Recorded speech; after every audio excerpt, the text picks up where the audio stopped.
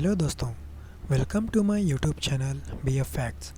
दोस्तों, क्या आप जानते हैं कि एक ऐसा भी प्लैनेट है हमारे सोलर सिस्टम में जिसका सरफेस डायमंड से बना हुआ है।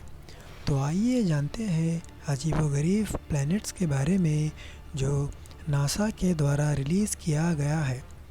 पहले नंबर पे आता है TOI 849b प्लैनेट। इस प्लैनेट को नासा ने 2020 में खोजा गया था, जिसे हम TOI 849b कहते हैं। ये प्लैनेट हमारी धरती से लगभग 700 लाइट ईयर्स दूर है। दोस्तों, इस प्लैनेट पर किसी तरह का एटमॉस्फेयर नहीं होता है। इसका मतलब यही है कि हमारी तरह हवा या मौसम नहीं रहता।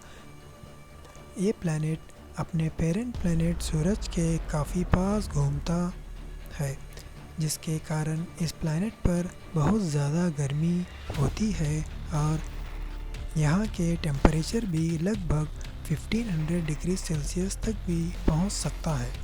इस प्लैनेट की एक और चौंका देने वाली बात है दोस्तों कि इस प्लैनेट का एक साल बेहद छोटा होता है।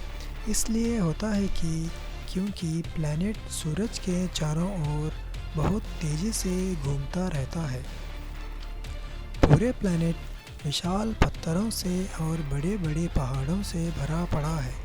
वाकई में हमारे द्वारा अब तक का खोजा गया सबसे बड़ा रॉकी वर्ल्ड भी कहलाता है। इसलिए ये प्लैनेट एक बेहद गर्म और बिना वायुमंडल वाला प्लैनेट है दोस्तों। चलिए जानते हैं दूसरे प्लैनेट के बारे में। इसका नाम ब्लैक प्लैनेट है दोस्तों। ये प्लैनेट हमारी अर्थ से 256 लाइट ईयर्स की दूरी में है और इसे अंतरिक्ष का सबसे काला प्लैनेट भी माना जाता है। जुपिटर की तरह ही ब्लैक प्लैनेट भी एक गैस से बना हुआ है, लेकिन इसका टेम्परेचर लगभग 2700 डिग्री सेल्सियस होता है, जो कि जुपिटर की सरफेस से 3 टाइम्स ज़्यादा है। इस प्लैनेट की ख़ास बात यही है दोस्तों कि ये किसी भी प्रकार के लाइट को पूरी तरह से नेगेटिव बना देता है। इसकी वजह से ये प्लैनेट अंतरिक्ष के अंधेरे में कोयले से भी ज़्यादा काला दिखता है, जिसको देख पाना बेहद मुश्किल होता है और ये हमारे यूनिवर्स का एक मिस्टीरियस हिस्सा भी माना जाता है। तीसरे नंबर पे केपलर 452b प्लैनेट आता है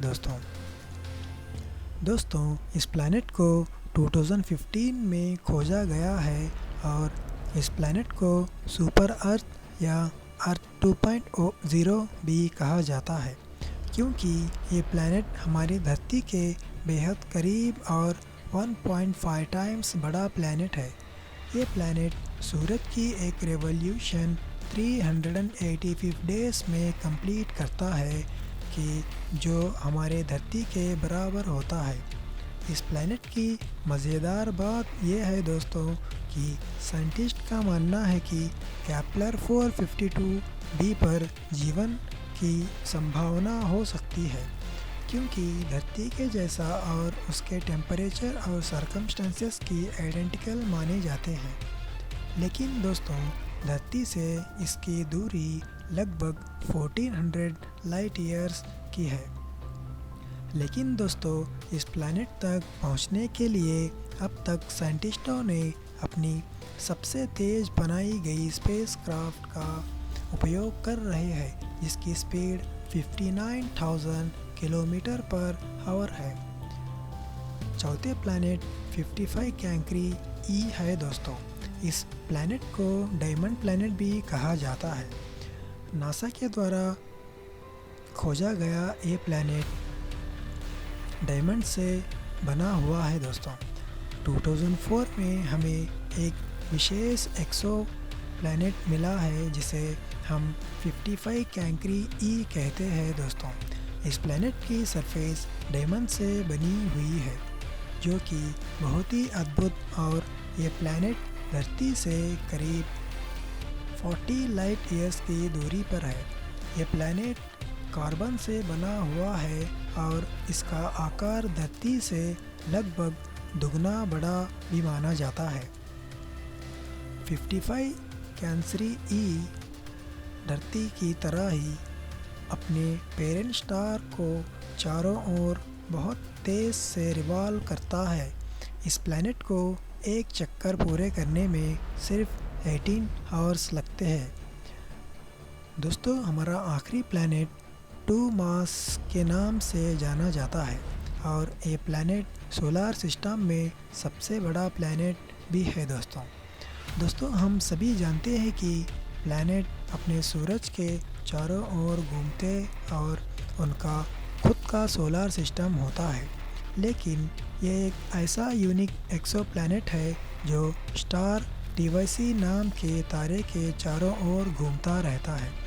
लेकिन इस प्लैनेट की अजीब बात यह है कि ये प्लैनेट अपने स्टार से 1 ट्रिलियन किलोमीटर दूर पर है, जो कि धरती से सूरज की दूरी से 7000 टाइम्स ज़्यादा है। दोस्तों, साइंटिस्टों का मानना है कि 2 मास एक्सोप्लैनेट को अपने स्टार का एक चक्कर पूरा करने के लिए लाखों साल लगते हैं।